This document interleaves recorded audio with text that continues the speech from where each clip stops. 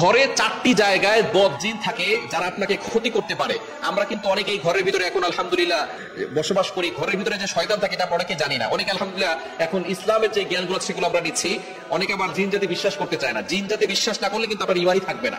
আল্লাহ পাক রব্বুল আলামিন মানুষের ব্যাপারে একটা সূরা নাযিল করেছেন সূরাতুন নাস, জিনদের ব্যাপারে একটা সূরা নাযিল করেছেন সূরাতুল জিন। সুতরাং জিন জাতি আছে যারা বিশ্বাস করবে না, তাদের ঈমান হারাবে, ঈমান থাকবে না।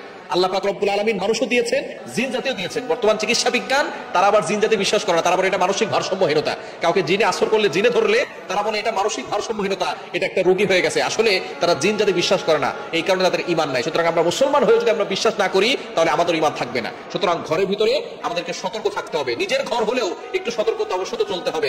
1 নাম্বার হচ্ছে দীর্ঘদিন ধরে যে বিছানায় কেউ থাকে না ওই ঘরে বদজিন বাসা বেঁধে নেয়। অনেকদিন আপনি বেড়াতে গেছেন কোনো জায়গায়, 10 দিন 15 দিন হয়ে গেছে, আপনি বাড়িতে আসছেন না, ওই ঘরের বিছানাটা আপনি অবশ্যই ভালো করে বিছানাটা গুছিয়ে রাখবেন।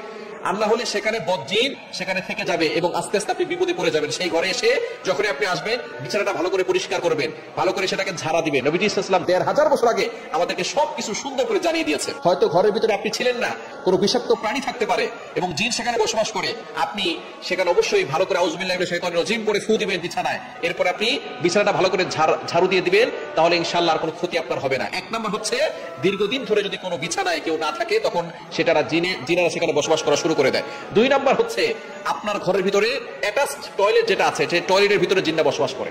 এই জন্য নবীজি সাল্লাল্লাহু আলাইহি ওয়াসাল্লাম একটা দোয়া শিখিয়ে দিয়েছেন, যখনই বাথরুমে প্রবেশ করবেন অবশ্যই আপনার শরীরটাকে ভালো করে ঢেকে তারপর প্রবেশ করবেন।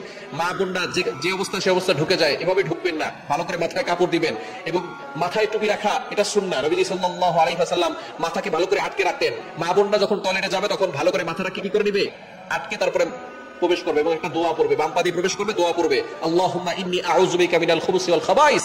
তাহলে আল্লাহ পাক রব্বুল আলামিন এই দুষ্ট জিন জাতি থেকে আল্লাহ তাআলা ওই বান্দাকে হেফাজত করবেন। যখন কোনো ব্যক্তি দোয়া পড়ে সাথে সাথে এই জিনদের মাঝে আর ওই বান্দার মাঝে আল্লাহ তাআলা একটা পর্দা ঢেলে দেন, শয়তান তাকে কোনো ক্ষতি করতে পারে না। সুতরাং যখনই টয়লেটে প্রবেশ করবেন তখনই আপনি এই দোয়াটা করবেন, আল্লাহুম্মা ইন্নী আউযু বিকা মিনাল খুবুসি ওয়াল খাবাইস। 3 নাম্বার হচ্ছে আপনার ঘরের ভিতরে রান্নাঘরে যেখানে আগুন জ্বলে সেখানে শয়তান থাকে, সেখানে থাকে। এই জন্য যখনই আপনি রান্নাঘরে যাবেন, বিশেষ করে গভীর রাতে রান্নাঘরে আপনি গেলে অবশ্যই সালাম দিয়ে যাবেন, আসসালামু আলাইকুম ওয়া রাহমাতুল্লাহ বলে যাবেন। তাহলে শয়তান আপনার কোনো ক্ষতি করতে পারবে না। শয়তান থাকলে সাথে সাথে সেখান থেকে চলে যাবে।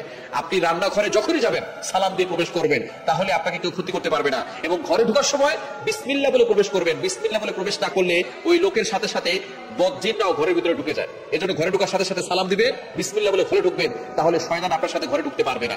এবং 4 নাম্বার হচ্ছে দীর্ঘদিন ধরে যে কাপড়টা এলোমেলো করে যেখানে রেখে দিবেন ওইখানে জিনেরা বসবাস করা শুরু করবে। এজন্য ওই কাপড়গুলো ভালো করে ধৌত না করে আপনি পরবেন না।